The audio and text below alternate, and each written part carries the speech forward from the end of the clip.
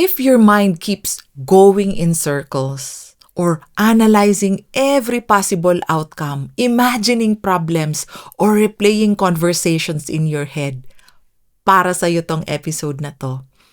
Because the most interesting thing about overthinking is this. Most people believe overthinking helps them solve problems.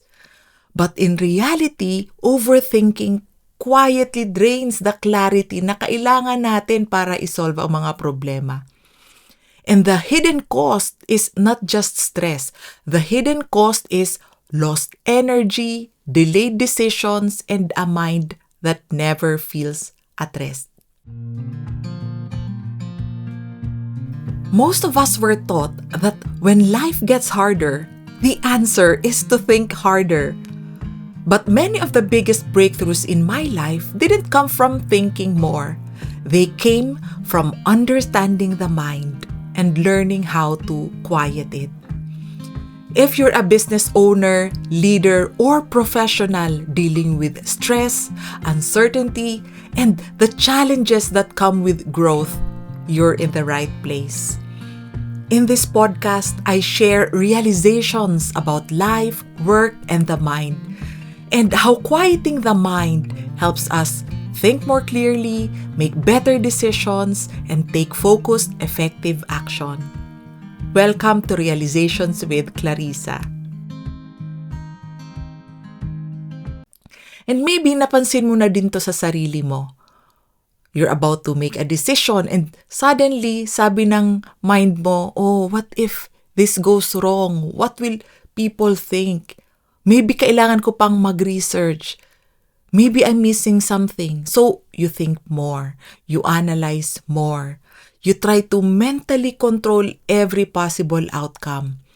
And malalaman mo na lang yung dating simple lang na decision, biglang parang complicated na. And instead of clarity, your mind feels crowded. And lahat tayo nakaka-experience niyan. I remember a time nung nag-iisip pa lang ako na maging coach. Yan, meron na akong business even then. At first, the decision was actually simple. Gusto ko matutunan paano i-coach ang sarili ko and paano i-coach ang team ko. So, simple lang yung intention ko, but then the mind started doing what it often does. So, bigla na lang siyang naglista ng lahat ng posibleng mangyari. O, anong sasabihin ng ibang tao, lalo na yung mga business partners and customers ko? What if I make the wrong move? What if it affects my full-time business kasi mababawasan yung oras ko? What if sayang lang ng time and money ko studying coaching? Sigurado ba talaga ako na tama tong decision ko? Ayaw ng ibang tao sa idea, baka talagang bad idea to. Oh, and so on. So I started thinking more. I researched more. Nag-analyze pa ako ng nag-analyze. And the strange thing was this, the more I tried to think my way to certainty, the more confused I felt. Here's the common mistake that many of us make. We believe that more thinking will automatically give us better answers. But thinking has a limit. Beyond a certain point, thinking stops helping and starts creating noise. And when the mind becomes too busy, it's like trying to see clearly through muddy water. The more we stir it, the harder it becomes to see. Ganito kadalasan lumalabas ang overthinking, yung lagi tayong nag-i-imagine ng worst case scenarios. We try to mentally solve problems na hindi pa nangyayari. Nire-replay yung conversations again and again sa isip natin, paulit-ulit sa isip. And the mind keeps saying, oh, think harder, pag-isipan mo pa. But the strange thing is this, the harder you think, the more restless the mind becomes. Hanggang mapansin mo, di ka na makatulog, di ka na makaandar. And underneath overthinking, there are usually quiet beliefs running in the background. Ano yan? If I think about this enough, I can prevent mistakes. If I stop thinking, something might go wrong. I need to figure everything out before I act. So, very, very attractive ang overthinking. Kasi it promises safety. Parang sinasabi ng isip natin, if I analyze everything long enough, may iwasan ko yung mistakes. And behind these thoughts, there's often a deeper fear.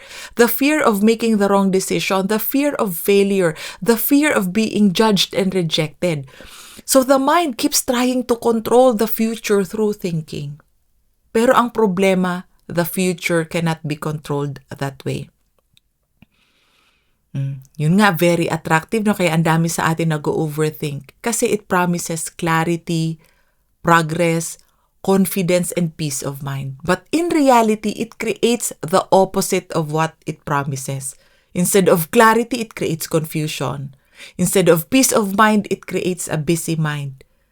Instead of progress and action, it creates delay. Nag-procrastinate na. Instead of confidence, it creates self-doubt. So the mind promises control, but what it actually produces is mental exhaustion and lack of progress. And slowly, without noticing, we begin to see ourselves in a certain way. Na, I'm someone who struggles to decide. I'm someone who overanalyzes everything. I'm someone who can't relax mentally. And having that identity affects how we perform in life and at work. Kapag ganyan na yung tingin natin sa sarili, mapapansin mo na lang yung identity na yun na ang nagdedetermine ng behavior mo sa iba't ibang area ng buhay mo. May pattern na. Di makapag-decide.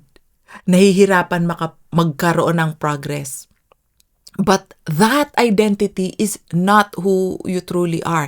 It's simply what happens when the mind becomes too busy. Parang snow globe lang. When you shake it, diba? The snow moves everywhere. And for a moment, everything inside the snow globe becomes cloudy. Hindi mo makita ng malinaw yung nasa loob. But if you simply set the snow globe down, the snow settles. Then malinaw na ulit. Clarity returns on its own.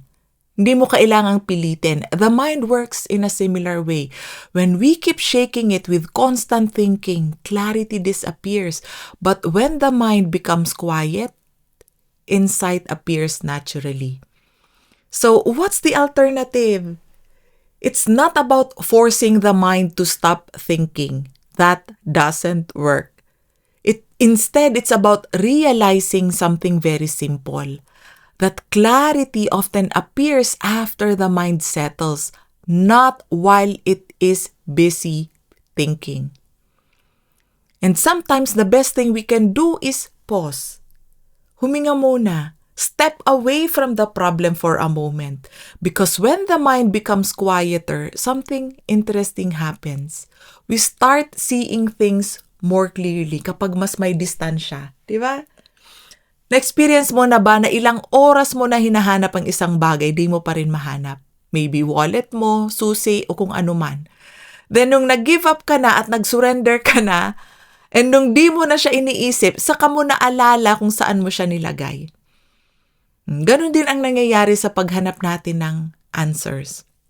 Madalas, answers come when our mind is not crowded with overthinking. And so, a helpful belief to hold is this: I don't need to think endlessly to find the right direction. Because often, the next steps become obvious when the mind relaxes. Hindi natin kailangan makita yung buong path. Usually, gusto natin maging certain lahat ng mangyayari.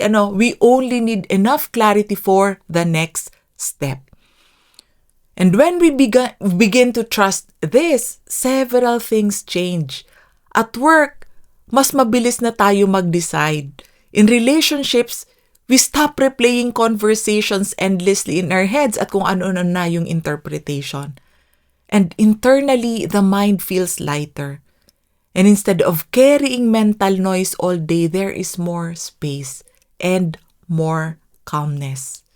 And you begin to see yourself differently, not as someone who overthinks, but as someone who can pause, listen to your instincts, and act with clarity. A person who can think when thinking is useful and needed, and rest when thinking is no longer helping. Parang driving at night. 'Di ba? Yung headlights mo, ayan, kahit naka-on ang high beam mo, you can only see a short distance ahead. You cannot see the entire road, but that short distance is enough to keep you moving forward. And life works the same way. You don't need to see the entire path. You only need enough clarity for the next part of the journey. Then we take the next step, and that action brings clarity towards the next step. At maraming beses ko na yan napatunayan sa buhay ko na action brings clarity.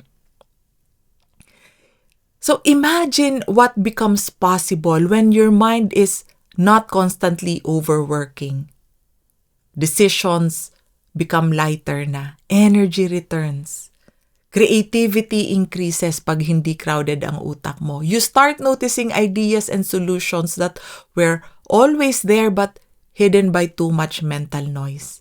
And many people discover that when their mind becomes quieter, they actually perform better. Not because they force themselves harder, but because their thinking becomes clearer. And ang mga top athletes, top race car drivers, best speakers, best dancers, they have no distracting thoughts when they are doing what they do because they know that a busy mind interferes with their flow. So try this in your next busy day. When you notice your mind going in circles about something, pause ka muna. Take a slow breath and ask yourself one simple question.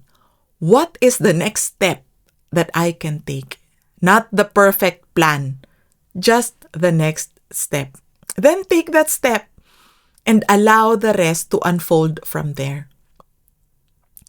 And if this topic resonates with you, this is exactly what we explore inside the 7-day Mental Fitness Challenge. For 7 days, we practice simple ways to quiet the mental noise and regain your clarity, so you can respond to challenges with a calmer mind. Because the truth is this, a strong mind is not a mind that thinks all the time. A strong mind is a mind that knows when to think and when to be still. And if you like to experience that for yourself, I'd love for you to join us. You can find the details in the link below.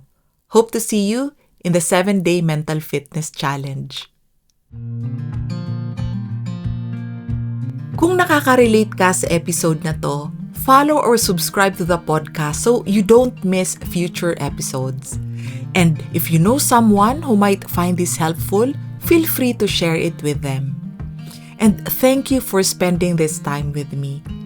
I'll see you in the next episode of Realizations with Clarissa. And keep building your mental fitness, because a stronger mind helps us live better and work better.